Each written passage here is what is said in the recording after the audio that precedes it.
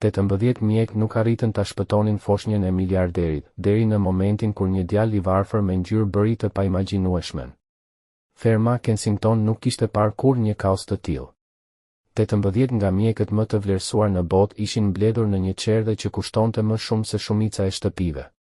Palltot e tyre të bardha lëviznin me ngut nën lambadar kristali. Monitorët e zemrës ulërinin, respiratorët fishkëllenin. Një ekip nga Spitali Johns Hopkins jepte urdhra specialistëve të ardhur nga Gjeneva, ndërsa një fitues i çmimit Nobel në imunologjinë pediatrike fshinte djersën nga balli dhe përshpëriste fjalët që askush nuk donte t'i dëgjonte, po e humbasim.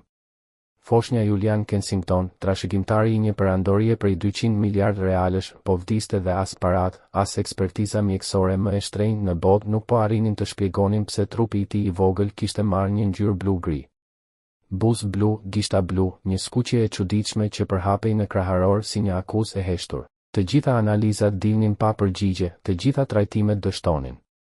Jashtë, në dritaren e hyrjes së shërbimit, me fytyrën ngjitur pas xhamit që kurrë nuk ishte pastruar për dikë si ai, qëndronte Jo, 14 vjeç, djali i pastrueses së turnit të natës. Ai kishte veshur një pallto shumë të hollë për dimrin dhe këpucë që mbaheshin bashkë më shumë nga besimi se sa nga materiali. Gjatë gjithë jetës së tij kishte qenë i padukshëm në atë pronë. Djalli që ecte në skaje, që vërente gjithçka sepse askush nuk e vërente atë. Tani ai po shikonte një bim në parvazin e dritares së çerdhes, një bim që kishte mbërritur disa ditë më parë, që kishte lënë një mbetje të verdhë dhe vajore në dorezat e kopshtarit. Doreza që kishin prekur parmakun e krevatit të foshnjës gjatë pastrimit. Bim që çdo gjeni në atë dhomë kishte kaluar pranë pa e vënë re. Duart e Joos dridheshin. Ai e dinte çfarë ishte ajo bim. Gjyshja e tij, e cila kishte shëruar gjysmën e lagjes më të varfër të Salvadorit vetëm me barishte dhe besim, ja kishte mësuar ta njihte atë formë gjithëje para se ai të dinte të lexonte. Trompeta e djallit, thoshte ajo, vras se e ngjësh. Mjekët ishin gati ta hapnin trupin e foshnjës për të kërkuar përgjigje. Por përgjigjja ishte aty, në një vazo qeramike, e lidhur me fjongo të ardhë. Jo pa përreth. Pa rojen e sigurisë që bënte xhiron. Pa nënën e tij përmes derës së kuzhinës, gruan që i kishte thënë gjithmonë, qëndro i padukshëm, qëndro i sigurt. Mos u jep arsye të na përzën. Ai mendoi çfarë do të ndodhte nëse gabonte. Pastaj mendoi çfarë do të ndodhte nëse kishte të drejtë dhe nuk bënte asgjë. Ai kishte mësuar të lëvizte pa zhurmë që në moshën 6 vjeç. Ishte mbijetesë. Kur jetoje në një shtëpis shërbëtori në skajin e pronës së një miliarderi, mësoje shpejt se ekzistenca jote ishte vetëm e toleruar. Nëna e tij, Maria, kishte punuar për familjen Kensington për më shumë se një dekadë, duke sakrifikuar trupin dhe ëndrat e saj që djali të kishte ushqim dhe një çati mbi kokë. Jemi të bekuar, i thoshte ajo çdo natë. Por Jo nuk harronte kurrë mënyrën si fëmijët Kensington shikonin përmes tij, sikur të ishte ajër. Ai e kishte parë bimën ditën që kishte mbërritur. Ishte e bukur, me lule në formë kambane dhe gjethet e errëta që shkëlqenin në mënyrë të çuditshme, por diçka nuk ishte në rregull. Ai e kishte ndjerë. Zëri i gjyshes i ishte kthyer në mendje, puna më e bukur e djallit vjen gjithmonë e mbështjellë me bukuri. Tani sirenat kishin ardhur. Helikopterët kishin zbritur në obor. Mjekët kishin dështuar njëri pas tjetrit. Foshnja po vdiste dhe askush nuk po shikonte aty ku duhej. Armiku nuk ishte brenda trupit të foshnjës. Ishte vetëm pak hapa larg, e bukur dhe vdekjeprurse. Kur mjekët u përgatitën për operacionin e fundit, Jo e kuptoi se nuk kishte më kohë. Ai mendoi për nënën e tij, për rrezikun, për jetën që mund të shkatërronte. Mendoi për gjyshen dhe premtimin që i kishte bërë, ta përdorte dijen kur të kishte rëndësi. Dhe atëherë, për herë të parë në jetën e tij, ai doli nga hijet. Ai vrapoi drejt vilës pa plan, pa mbrojtje, vetëm me të vërtetën që askush tjetër nuk e kishte parë. Një djalë i padukshëm që mbante në mendjen e tij një dije të vjetër sa vetë mbijetesa, ishte shpresa e fundit e një foshnje që as pasuria dhe as shkenca nuk po arrinin ta shpëtonin. Edhe sikur në atë moment foshnja të kishte vdekur, ai do ta mbante këtë peshë mbi supe për gjithë jetën. Sepse kishte gjëra që kishin më shumë rëndësi se sa të qëndroje i sigurt, më shumë se sa të ishe i padukshëm, më shumë se sa të mbroje një jetë që në të vërtetë nuk po e jetoje. Këmbët e tij godisnin barin e mirëmbajtur. Ajri i ftohtë i digjte mushkërit. Diku pas ti, një roje siguri e bërtiti i habitur. Jo, nuk ndaloj.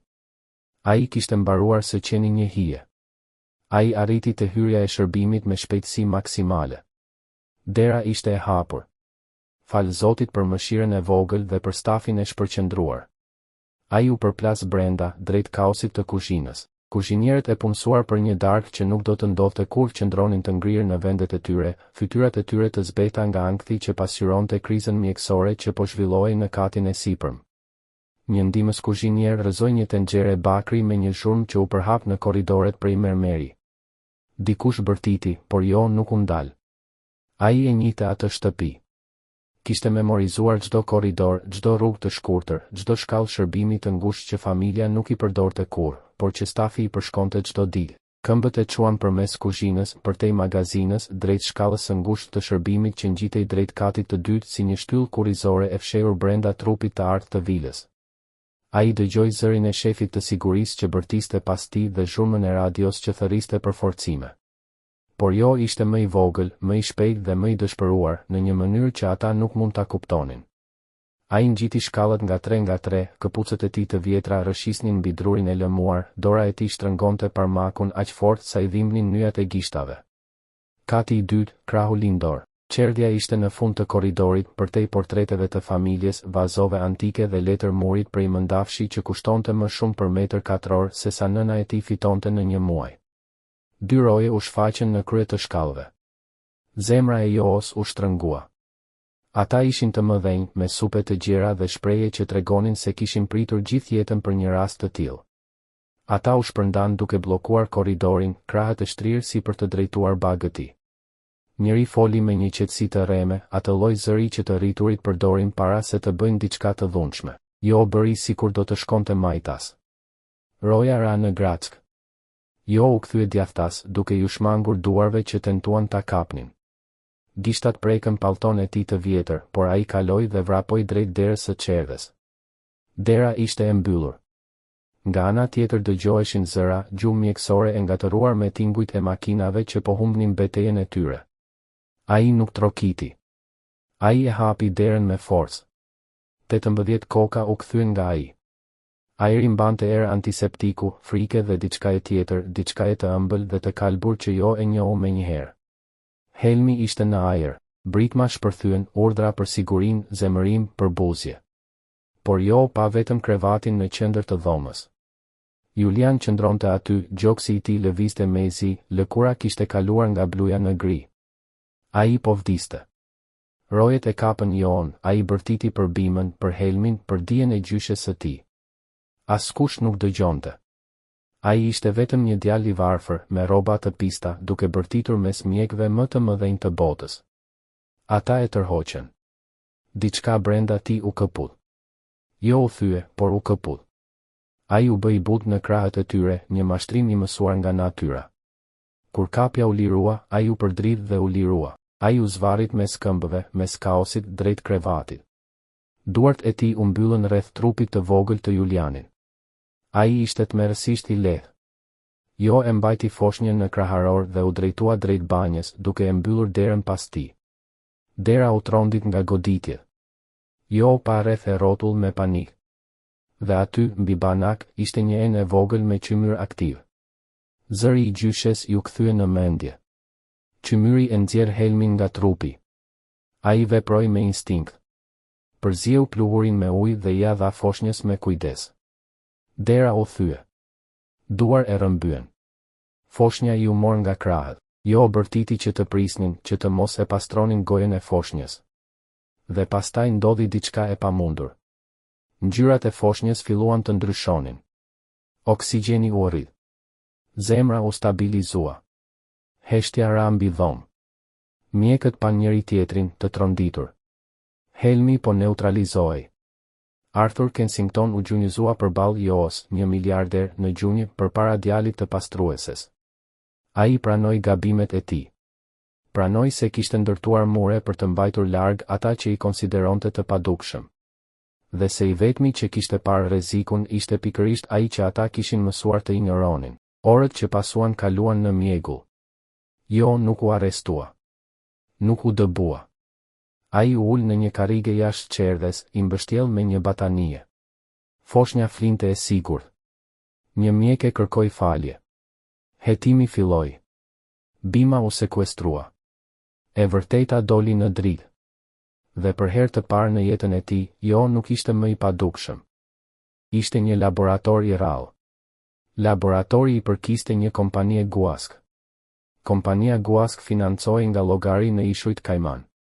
Dhe ato llogari ishin hapur nga Marcos Eber. Ai donte që djali im të vdiste, tha Arturi, dhe zëri i tij nuk ishte më njerëzor. Ishte zëri i diçkaje që po shembej nga brenda. Ai donte të më shkatëronte dhe zgjodhi gjën më të çmuar të jetës sime për ta bërë këtë. Sepse e munda. Sepse bordi më zgjodhi mua në vend të tij. Sepse unë mora postin e drejtorit ekzekutiv dhe ai u shty jashtë me asgjë më shumë se disa aksione dhe një shtrëngim duarsh bosh. Jo qëndroi shumë i heshtur. Nuk dinte çfarë të thoshte. Nuk dinte nëse duhej të thoshte diçka fare. E di cila është pjesa më e keqe? Vazhdoi Arturi. Mjekët nuk do ta kishin zbuluar kurrë. Kurrë. Ata ishin kaq të përqendruar te analizat e gjakut, te skanimet, te testet gjenetike, aq të bindur se përgjigjja duhej të ishte diçka komplekse, diçka që përputhej me formimin e tyre, saqë nuk shikuan kurrë përreth dhomës. Nuk pyetën kurrë se çfarë kishte ndryshuar në ambientin e Julianit. Nuk e konsideruan kurrë se shpjegimi më i thjeshtë mund të ishte i duhuri. Ai e pa Joon me diçka që mund të ishte admirim. Por ti e pe. Jo u lëviz paksa i parehatshëm në karrige. Gjyshja ime më mësoi për bimën. Ajo thoshte se mjekët e pasur gjithmonë kërkojnë probleme të pasura. Ndonjëherë përgjigjja është pikërisht përpara syve të gjithëve. Gjyshja jote duket se ka qenë një grua e mençur. Ishte? Gryka e Joos u shtrëngua. Ajo vdiq kur unë isha 11 vjeç. Do të më kishte mësuar më shumë, por koha mbaroi. Arturi pohoi ngadalë. Ai heshti për një kohë të gjatë, duke parë dosjen në duart e tij, provat e tradhtisë së dikujt që e kishte dashur si vëlla. Pastaj shtypi një buton në telefonin e tavolinës. Le t'i sjellin, tha ai. Gjithçka që Jo mendonte se dinte për jetën e tij ishte gati të ndryshonte. Dera u hap dhe nëna e Joos hyri. Maria dukej sikur kishte qarë për orë të tëra. Uniforma e saj ishte e çrregullt, flokët i kishin dalë nga topuzi zakonisht i përkryer, sytë e fryrë dhe të skuqur. Pastaj hyri Eleanor Kensington, ende me rrobat e asaj dite, duke mbajtur Julianin fort në gjoks, sikur të mos donte ta lëshonte kurrë më. Jo. Maria vrapoi drejt djalit të saj dhe e përqafoi aq fort sa ai mezi merrte frym. Djali im, isha kaq e frikësuar. Më thanë çfarë bëre. Më thanë që hyre me forcë dhe se rojet të ndoqen. Dhe ti, nën? Jam mirë.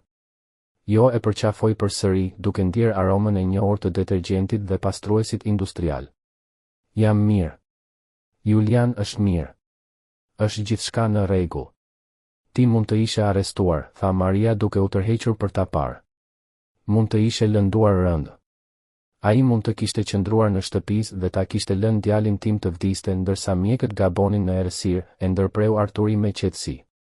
Por nuk e bëri. Maria u kthye drejt miliarderit dhe Jo pa frikën të kalonte në fytyrën e saj, frikën instinktive të dikujt që kishte jetuar gjithë jetën në pushtetin e njerëzve të fortë. Por Arturi nuk dukej i zemëruar. Dukej i përulur. Zonja Carter, tha ai duke përdorur mbiemrin e saj me një respekt që Jo nuk e kishte dëgjuar kurrë më parë. Djali juaj është arsyeja e vetme pse djali im është gjallë. Mjekët dështuan. Siguria dështoi. Unë dështova. Por Jo hyri në një shtëpi plot me njerëz që e shihnin si kërcënim. Luftoi me roje që mund ta kishin lënduar rënd. Mori në krah një foshnjë shumë të sëmurë dhe i dha një trajtim kundër gjithçkaje që thoshin ekspertët. E bëri këtë duke e ditur se, nëse do të gabonte, do t'ua shkatëronte jetën të dyve. Dhe ai nuk gaboi. Eleanor Kensington foli me zë të butë. Ai kishte të drejtë. Ishte i vetmi që kishte të drejtë. Ajo e pa Joon me lot që i rridhnin në fytyrë. Faleminderit, pëshpëriti. Faleminderit që shpëtove foshnjën time. Jo nuk dinte si ta pranonte mirënjohjen e njerëzve të pasur. Gjithë jetën kishte mësuar të shmangte vëmendjen e tyre. Dhe tani ata po e shikonin si diçka të çmuar. Unë thjesht nuk mund ta lija të vdiste, tha ai ngadalë. Jo kur e dija çfarë po ndodhte. Pikërisht kjo është thelbi, tha Arturi. Ai u ngrit, u afrua dhe u gjunjëzua përpara Joos, 1 miliarder në gjunjë, përpara djalit të pastrueses. Gjithë jetën kam besuar separat, arsimi dhe lidhjet ishin gjithçka. Ndërtova mure për të mbajtur larg ata që i konsideroja më poshtë meje. Punësova roje për të më mbrojtur nga kërcënime imagjinare. Dhe ndërkohë, rreziku i vërtet hyri nga dera ime kryesore në një vazo të bukur me fjongo të ardhë, dhe i vetmi që e pa ishte djali që unë i kisha mësuar të gjithë ta injoronin. Marcos Eber u arrestua të nesërmen. Jo e pa nga dritarja. Pa makinat e policisë, pa burrin që kishte tentuar të vriste një foshnjë duke u larguar me pranga. Por kjo ishte vetëm fillimi. Arturi donte më shumë se drejtësi. Donte shkatërim. Brenda javësh, ai rrëzoi gjithçka që Eber kishte ndërtuar. Dhe më pas, Arturi tha, tani i rrëzojmë muret. Dhe ai e kishte fjalën seriozisht. Në javët që pasuan, gardhet u hoqën, shenjat u zhdukën. U ndërtua një qendër mjekësore falas për komunitetin, e përqendruar në kujdes të përballueshëm dhe mjekësi tradicionale. Do të quhet qendra e mirëqenies Miriam Carter, në nder të gruas që i mësoi nipit të saj dijen që shpëtoi jetën e djalit tim. Shikimi i Joos u mjegullua. Emri i gjyshes së tij mbi një ndërtesë të vërtetë. Dhe për herë të parë, ai e kuptoi se dijet e saj nuk kishin qenë kurrë të padukshme. Ato thjesht kishin pritur që dikush të kishte guximin t'i shite. Pran ti, nëna e tij nuk po qante më nga frika, siç kishte bërë aq shpesh më parë. Këto nuk ishin lot ankthi për qiran, për sigurinë e punës apo për pyetjen nëse do t'ia dilnin edhe një muaj tjetër. Këto ishin ndryshe. Ishin lotët e dikujt që sapo kishte kuptuar se çdo sakrificë kishte vlejtur. Ka edhe një gjë tjetër, tha Arturi para mikrofonëve. Familja ime ka një borxh që nuk mund ta shlyejmë kurrë plotësisht, ndaj do të fillojmë me atë që mund të bëjmë. Ai shpalli krijimin e një fondi bursash me mbulim të plotë të studimeve në çdo universitet të botës për Joon dhe për çdo fëmijë që Maria mund të kishte në të ardhmen. Shpalli shtëpinë, jo më shtëpisën e Rojtarit, por një shtëpi të vërtet brenda pronës, me emrin e Joos në aktin e pronësisë krahas emrit të nënës së tij. Shpalli një pozicion për Marian në bordin drejtues të qendrës së re mjekësore, me një pagë që e la pa frym kur dëgjoi shifrën. Por për Joon, njoftimi më i rëndësishëm ishte më i vogël, më i qetë, diçka që Arturi ja tha vetëm atij, pasi kamerat u larguan dhe gazetarët kishin shkruar artikujt e tyre. Po krijoj një program praktike, tha Arturi, me studiuesit më të mirë botanik në botë. Nëse dëshiron që të mësosh gjithçka që gjyshja jote nuk pati kohë të mësonte, që të bëhesh shëruesi që ajo po të përgatiste të ishe. Jo mendoj për gjyshen e tij, për premtimin që i kishte bërë, për të gjitha vitet që kishte kaluar i turpëruar nga trashëgimia e tij, duke dashur të ishte diçka më e respektuar. Ai kishte gabuar. Gabim shumë i madh. Dia e gjyshes së tij nuk ishte diçka për tu të kaluar, por diçka mbi të cilën ndërtohej. Një themel urtësie që shtrihej përmes brezave, duke pritur që ai të shtonte shtresën e tij. Po, tha jo. E dua këtë më shumë se çdo gjë tjetër. Arturi i pohoi me kokë dhe bëri diçka që do të kishte qenë e paimagjinueshme një javë më parë. E tërhoqi Joon në një përqafim, duke e mbajtur ashtu siç Jo imagjinonte se baballarët i përqafonin fëmijët e tyre.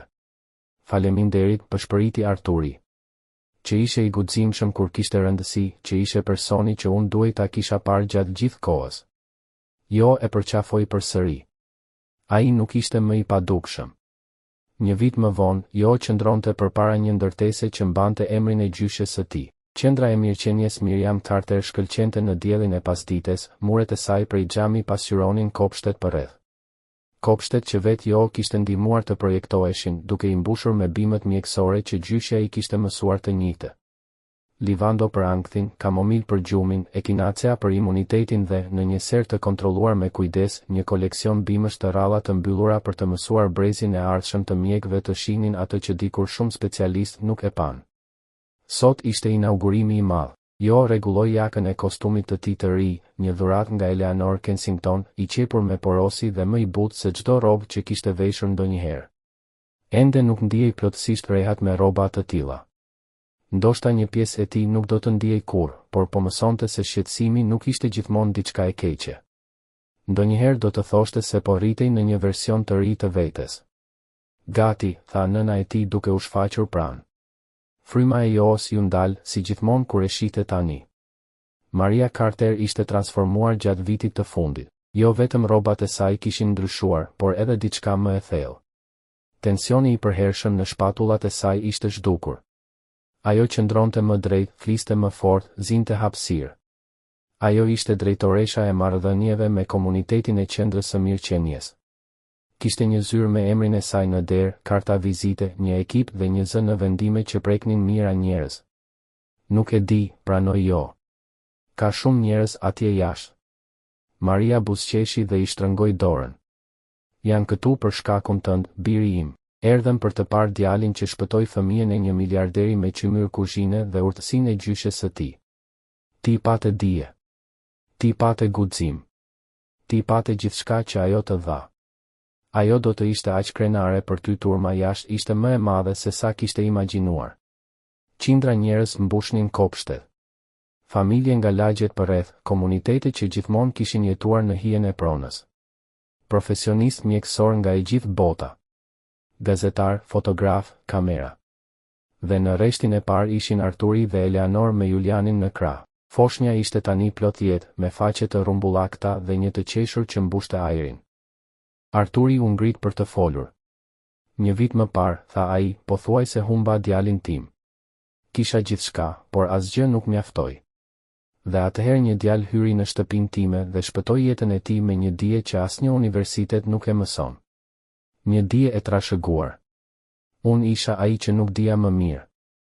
Jo mori podiumin. Ai la fjalimin e shkruar më njan dhe foli nga zemra. Emri i gjyshes sime ishte Miriam Carter. Ajo ishte askush sipas standardeve të botës, por shpëtoi më shumë jetë se shumica e mjekëve. Ajo më mësoi se dija është trashëgimia jonë më e madhe. Për një kohë të gjatë u turpërova nga kjo, por e vërteta është se nga vi nuk është diçka për të shmangur, është diçka mbi të cilën ndërtohet. Ai foli për fëmijët që ndiheshin të padukshëm. Për ata që mendonin se nuk mjaftonin. Dhe u tha se kjo ishte një gënjeshtër. Se ajo që i bënte të ndryshëm ishte forca e tyre. Ky vend ekziston sepse një djalë nga shtëpiza e rojtarit dinte diçka që të tjerët nuk e pan. Duartrokitjet shpërthyen.